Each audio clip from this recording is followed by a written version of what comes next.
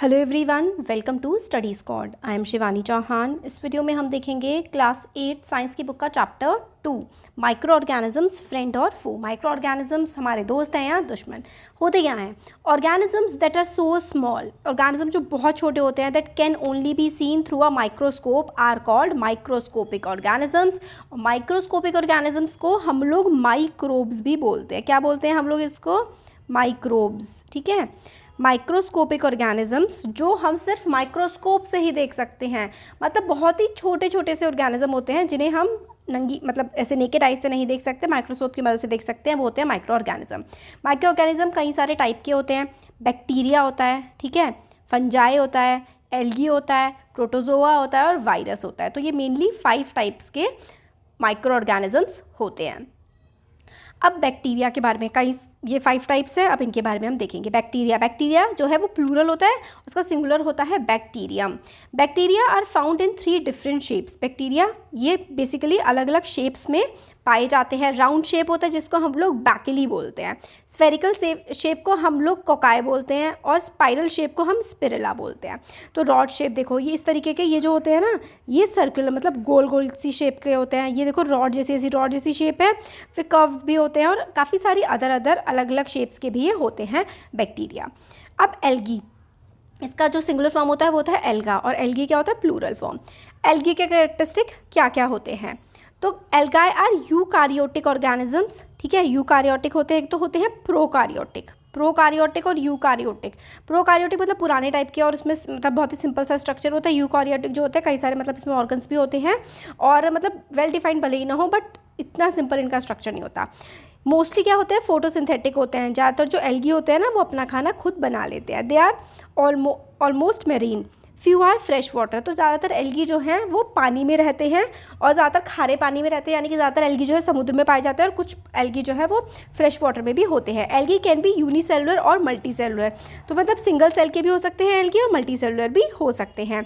Algae reproduce either by vegetative, asexual और sexual method. तो कई अलग अलग टाइप के मेथड से ये रिप्रोड्यूस करते हैं, यानी कि अपना नंबर बढ़ाते हैं। एग्जाम्पल स्पाइरोगायरा हो गया, फ्यूकस हो गया, लेमिनारिया हो गया। आप स्पाइरोगायरा याद कर लो, ठीक है, एल्गी का एग्जाम्पल।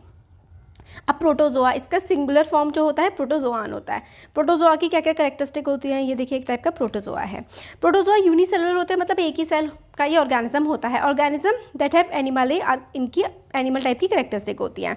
दे जो होते हैं ये भी यूकारियोटिक माइक्रो, अच्छा ये इसमें सॉरी स्लाइड में गड़बड़ हो गई है। यूकारियोटिक होते हैं, एक प्लेस से दूसरी प्लेस तक ये आराम से ऐसे करके जो है मूव करते हैं, और कुछ जो है फ्रेश वाटर में रहते हैं और कुछ जो है मिट्टी के नीचे भी प्रोटोजोआ रहते हैं।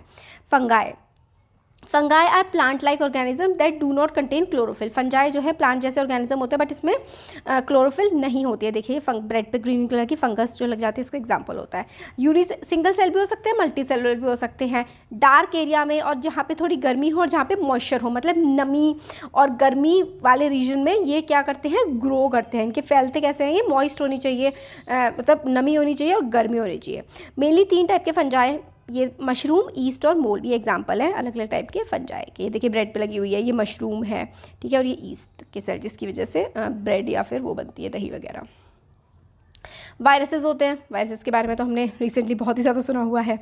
अलग अलग टाइप के वायरस होते हैं, जैसे कि corona virus, hepatitis C virus, herpes virus, बहुत सारे टाइप के वायरसेस प्रेजेंट होते हैं। बर्ड फ्लू, स्मॉल पॉक्स और influenza virus can replicate only by infecting a host cell.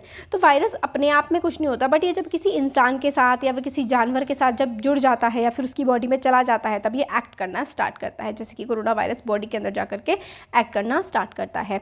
They can not reproduce on their own, अपने आप reproduce नहीं करते, इनको एक होस्ट चाहिए, एक ऐसी बॉडी चाहिए जो लिविंग हो, लिविंग बॉडी पर ही ये एक्ट कर पाते हैं अपने आप में। वायरस खुद तो नॉन लिविंग टाइप्स के होते हैं, मतलब पड़े रहते हैं, खुद कुछ नहीं कर सकते, बट एक जब इंसान की, जानवर की बॉडी में लिविंग थिंग में चले जाते हैं तब एक्ट करना शुरू करते हैं। They infect a wide variety of organism including both eukaryote and prokaryote. तो इंसान, जानवर, हर किसी को ये इन्फेक्ट करते हैं viruses. Useful and harmful micro organism, देखिए माइक्रो ऑर्गेनिज्म हमारे फ्रेंड भी हैं, हमारी मदद भी करते हैं और हमें नुकसान भी पहुंचाते हैं, जैसे कि कोरोना वायरस ने कितनी तबाही मचाई थी। यूजफुल, इनकी मतलब फ़ायदेमंद बातें क्या होती हैं? हमारे फूड में, बेवरेजेस इंडस्ट्री में जो होता है मोल्ड बनाने के लिए, जैसे कि दही जमाने के लिए भी एक माइक्रो ऑर्गेनिज्म लैक्टोबैसिलस, ठीक है, का इस्तेमाल किया जाता है और ईस्ट का इस्तेमाल किया जाता है भटूरे के आटे के लिए, ब्रेड के लिए, है ना। मेडिसिन बनाने में भी इनका इस्तेमाल होता है, वैक्सीन्स बनाने में भी माइक्रो ऑर्गेनिज्म का इस्तेमाल होता है, एग्रीकल्चर में भी, जैसे कि फंजाई जो मशरूम है वो हम खाते भी हैं, और एनवायरनमेंट को साफ़ करने में भी इनके काम होते हैं। ये यूज़फुल, अच्छी बातें। बुरी बातें, बीमारियां फैलाते हैं जैसे कि कॉमन कोल्ड, टिटनेस, फ्लू और बहुत सारी बेसिकली ये बीमारियां भी बहुत अलग अलग तरह की गंदी बीमारियां ये फैलाते हैं। Yellow vein, mosaic, canker, citrus, बहुत अलग अलग तरह की ख़राब बीमारियां फैलाते हैं। हार्मफुल इफेक्ट ये है कि बीमारियां फैलाते हैं और वैसे खाने में भी, मेडिसिन में भी इस्तेमाल होते हैं। तो हार्मफुल भी हैं और फ़ायदेमंद दोनों हैं ये। अब बेनिफिशियल माइक्रो ऑर्गेनिज्म, कौन से ऐसे माइक्रो ऑर्गेनिजम्स होते हैं जो बेनिफिशियल होते हैं, यानी कि जिनसे हमें फ़ायदा होता है? तो फूड इंडस्ट्री में, बेवरेज इंडस्ट्री में। बेवरेज का मतलब क्या होता है? जो भी चीज़ हम लोग पी सकते हैं, जैसे कि कॉफ़ी, जैसे कि टी, ये बेवरेज होता है। जैसे कि ड्रिंक, दारू, वो भी बेवरेज होता है। तो इंडस्ट्रीज़ में, फूड इंडस्ट्री में कैसे इनका इस्तेमाल होता है? तो lactobacillus is a bacterium that sours milk and is use to prepare curd. तो लैक्टोबैसिलस का इस्तेमाल होता है दही जमाने के लिए। फंजाई लाइक मशरूम और मोरल्स आर एडिबल, ये काफ़ी अच्छे सोर्स ऑफ प्रोटीन होते हैं मशरूम, और हम इन्हें खा सकते हैं। ईस्ट जो है ब्रेड और केक बनाने का काम करता है। अब एक्टिविटी है कि आप डो में ईस्ट, डो यानी कि आटा जो होता है उसको मांड करके रख दीजिए और उसमें ईस्ट डाल दीजिए, ठीक है। ईस्ट जो है ब्रूअरीज़ में अल्कोहल, शराब बनाने के लिए, वाइन्स बनाने के लिए और एसिटिक एसिड यानी कि विनेगर वगैरह बनाने के लिए भी इनका इस्तेमाल होता है by the process of fermentation. Fermentation होता है conversion of sugar into alcohol. Sugar को अल्कोहल में कन्वर्ट करने के प्रोसेस को फर्मेंटेशन कहते हैं और ईस्ट इसमें मदद करता है। East is grown on natural sugars present in grains like barley, wheat, rice, crushed fruit juices etcetera.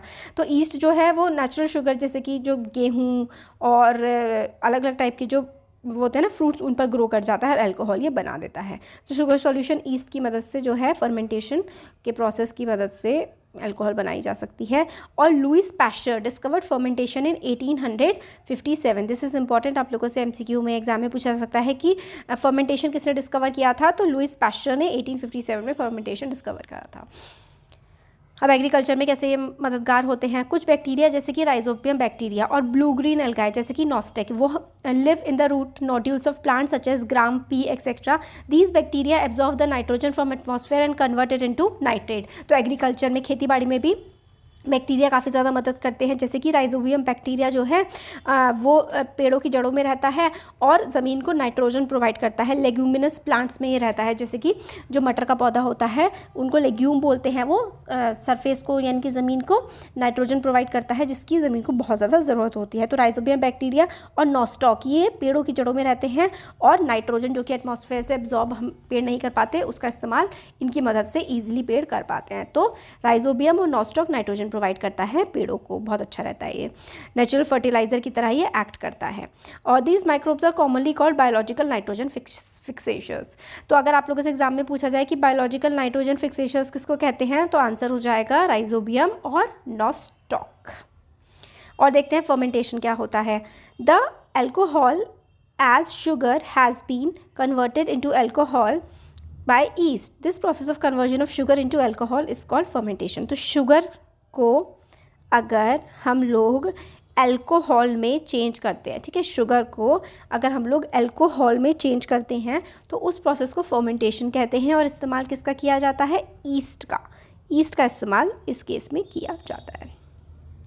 Environment को क्लीन करने में अभी हम देख रहे हैं इनके फ़ायदे क्या क्या होते हैं, ठीक है। तो एग्रीकल्चर में देख लिया, ब्रूअरीज़ में, बेकरीज़ में देख लिया, ठीक है। अब हम देखते हैं एनवायरनमेंट में हमारे नेचर को ये कैसे फ़ायदा पहुंचाते हैं। तो micro organism decompose dead organic waste of plants and animals. तो प्लांट्स का और एनिमल्स का जो ऑर्गेनिक वेस्ट है उसको डिकम्पोज कर देते हैं, यानी कि जो पेड़ पौधे होते हैं या फिर जो मरे हुए जानवर होते हैं, जानवरों का एनिमल डंक होता है, उनका जो गोबर होता है उसको सड़ा करके मिट्टी में मिला देते हैं और वो ह्यूमस का, एक उर्वरक का फिर काम करता है। Converting them into simpler substance, these substances are again used by other plants and animals, ठीक है। तो उर्वरक की तरह वो ह्यूमस में कन्वर्ट हो जाते हैं और काफ़ी फ़ायदा पहुँचाते हैं प्लांट्स को। दस micro organisms can be use to degrade the harmful and smelly substance then thereby clean the environment. तो हमारे एनवायरनमेंट को क्लीन करने का काम करते हैं, उनको बहुत ही सिंपलर फॉर्म में तोड़ देते हैं ऑर्गेनिक मैटर को। डेड ऑर्गेनिक वेस्ट, जैसे कि जानवर है उसमें से बहुत ज़्यादा बदबू आने लगी है तो उसमें ये माइक्रो ऑर्गेनिजम्स एक्ट करते हैं, उसको जल्दी सड़ा देते हैं और फिर उसको मिट्टी में मिला देते हैं। उससे मिट्टी की भी उर्वरकता बढ़ती है, यानी कि वो मिट्टी ज़्यादा उपजाऊ हो जाती है। तो ये ऐसा काम भी करते हैं। Plant waste can be converted into manure by action of microbes, तो माइक्रोब जो है प्लांट के वेस्ट को मैन्योर में, खाद में कन्वर्ट कर देते हैं। Nutrients release in the process can be used by plants again, ठीक है, वही नाइट्रोजन और फॉस्फोरस वो सब प्लांट फिर से इस्तेमाल कर लेते हैं जब ये माइक्रो ऑर्गेनिज्म सड़ी हुई ख़राब चीज़ों को और ज़्यादा सड़ा देते हैं, मिट्टी में मिला देते हैं और फिर उसके बाद वो मिट्टी काफ़ी ज़्यादा उपजाऊ हो जाती है। Making manure using plant waste, fruit and vegetable peel versus plastic waste, E waste, तो प्लास्टिक वेस्ट, ई वेस्ट पर ये माइक्रो ऑर्गेनिज्म एक्ट नहीं कर पाती हैं। फ्रूट्स, वेजिटेबल्स और बाकी सारे जो वेस्ट होता है उस पर एक्ट करके मिट्टी में उसको मिला देते हैं। मेडिसिन में किस तरीके से वैक्सीन बनाने में इनका इस्तेमाल किया जाता है। जब कोई डिसीज़ कैरिंग माइक्रोब एंटर करता है हमारी बॉडी में, हमारी बॉडी एंटीबॉडी बनाती है उससे लड़ने के लिए, जो बाहर का इन्वेडर होता है। तो ये चीज़ हमें पता है ना कि जब बीमारी फैलाने वाले जो बैक्टीरिया होते हैं, माइक्रोब्स होते हैं, जब हमारी बॉडी में एंटर करते हैं तो हमारी बॉडी एंटीबॉडीज़ प्रोड्यूस करती है। एंटीबॉडीज़ यानी कि बेसिकली हमारी बॉडी लड़ने का काम करती है जो माइक्रोब या फिर कीड़े मकोड़े या ये जो खतरनाक माइक्रो ऑर्गेनिज्म हमारी बॉडी में आ जाते हैं, तो हमारी बॉडी उससे लड़ती है, क्या बना करके, एंटीबॉडीज़ बना करके। बॉडी रिमेंबर भी करती है, मतलब याद भी रखती है कि भाई कौन सा माइक्रोब पहले आया था, अगर दोबारा आएगा तो हमारी बॉडी लड़ लेगी, यही होती है vaccine. The body also remembers how to fight the microbe if it enters again. So if dead और weakened microbes are introduced in a healthy body, the body fights and kills them by producing suitable antibodies. तो suitable antibodies produce करती है हमारी body. Antibodies क्या होती हैं, जो बीमारियों से लड़ती हैं हमारे लिए, हमारी बॉडी में ही प्रोड्यूस होती हैं। Antibody remain in the body and we are protected from the disease carrying microbes. This is how vaccine works. तो वैक्सीन भी बिल्कुल इसी तरीके से काम करती है कि हमारी बॉडी में मरे हुए या फिर बहुत ही वीक जो है माइक्रोब्स को डाल दिया जाता है और हमारी बॉडी उनसे लड़ना सीख जाती है। जैसे कि cholera, tuberculosis, smallpox, hepatitis, इन सबको वैक्सीनेशन से हम लोग प्रिवेंट कर सकते हैं। तो आपसे क्वेश्चन पूछा जा सकता है कि कौन कौन सी बीमारियों को आप लोग वैक्सीनेशन से बचा सकते हैं। तो अगर आप वैक्सीन लगी होगी तो ये बीमारियाँ आपको नहीं होंगी। तो cholera, tuberculosis, smallpox, hepatitis, ये सब। इन मेकिंग मेडिसिन बनाने में कैसे होता है, एंटीबायोटिक्स आर मेडिसिन विच किल और stop the growth of disease causing micro organisms. तो एंटीबॉडीज़ क्या होती हैं, एंटीबॉडीज़ तो हमारी बॉडी में बनती हैं, ठीक है, जो बाहर के जो माइक्रो ऑर्गेनिज्म हमारी बॉडी में एंटर कर जाते हैं उनसे लड़ने का काम करती हैं, हमारी बॉडी को बचाती हैं, एंटीबॉडीज़ होती हैं। अब एंटीबायोटिक्स क्या होते हैं, एंटीबायोटिक्स ऐसी दवाइयाँ होती हैं जो हमारी बॉडी में बीमारी को फैलाने वाले बैक्टीरियाज, वायरसेस, फंगस, इन सब पे एक्ट करती हैं और उनको मार देती हैं। तो एंटीबॉडीज़ ऐसी दवाइयाँ होती हैं जो स्टॉप करती हैं growth disease causing microorganisms की। Number of antibodies are being produce from bacteria and fungi. तो काफ़ी सारी एंटीबॉडीज़ प्रोड्यूस होती हैं बैक्टीरिया और फंजाई से बनाई जाती है, जैसे कि स्ट्रेप्टोमाइसिन, टेट्रासिलीन, ठीक है, ये सारी की सारी जो है एंटीबॉडीज़, ये जो एंटीबायोटिक्स हैं ये बनाए जाते हैं बैक्टीरिया और फंजाई की मदद से।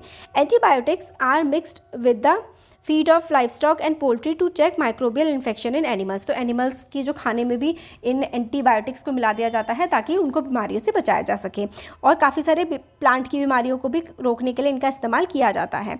Antibiotics are not effective against cold and flu as they are caused by virus. तो क्योंकि खांसी जुकाम पर ये एक्ट नहीं करती हैं, क्यों, क्योंकि खांसी जुकाम जो है वो वायरस से की वजह से होते हैं, इसलिए जो एंटीबायोटिक्स है ना वो वायरसेस पर काम नहीं करती हैं। Antibiotics should be taken only on the advice of qualified doctor and the prescribe course should be completed. तो एंटीबायोटिक्स हमें सिर्फ अपनी मर्जी से नहीं लेनी चाहिए, जब डॉक्टर कहें तभी लेना चाहिए। हमने फ़ायदे देख लिए, अब नेक्स्ट वीडियो में हम लोग इसके नुकसान देखेंगे। होपफुली आप लोगों को पसंद आया होगा, अच्छा लगा है तो वीडियो को लाइक करिए, चैनल को सब्सक्राइब करिए और शेयर करिए फ्रेंड्स के साथ। Thank you.